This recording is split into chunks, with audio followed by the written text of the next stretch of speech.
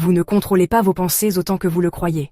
Votre cerveau peut vous faire croire l'impossible. Mais si vous étiez convaincu que tout le monde vous en veut, ou que vous étiez un génie milliardaire destiné à régner sur le monde, les délires ne sont pas de simples idées folles.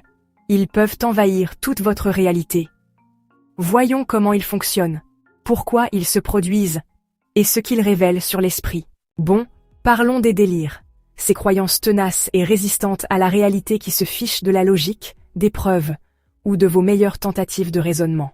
Contrairement aux idées fausses courantes, comme penser que vous pouvez porter une frange alors que vous ne le pouvez absolument pas, les délires sont profondément enracinés et souvent liés à des problèmes de santé mentale. Il y en a de toutes sortes, les délires de persécution paranoïaque, où vous pensez que des gens vous espionnent, les délires de grandeur, où vous pensez que vous êtes secrètement un génie, un prophète, ou l'héritier d'un royaume qui n'existe absolument pas, et même les délires somatiques, où vous êtes convaincu d'avoir une maladie qu'aucun médecin ne peut trouver. Certains sont carrément bizarres, comme croire que vos organes ont été remplacés par une technologie extraterrestre, parce que, évidemment, les extraterrestres sont là pour fournir des soins de santé gratuits. Mais les délires ne sont pas aléatoires.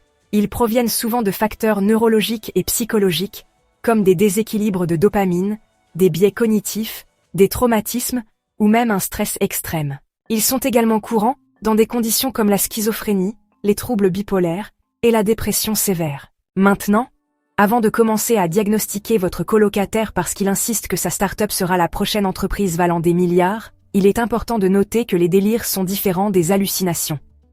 Les hallucinations perturbent vos sens, comme entendre des voix ou voir des choses qui ne sont pas là, tandis que les délires résident dans vos pensées, déformant la façon dont vous interprétez la réalité, pas nécessairement la façon dont vous la vivez. Diagnostiquer les délires est délicat, car le contexte est important.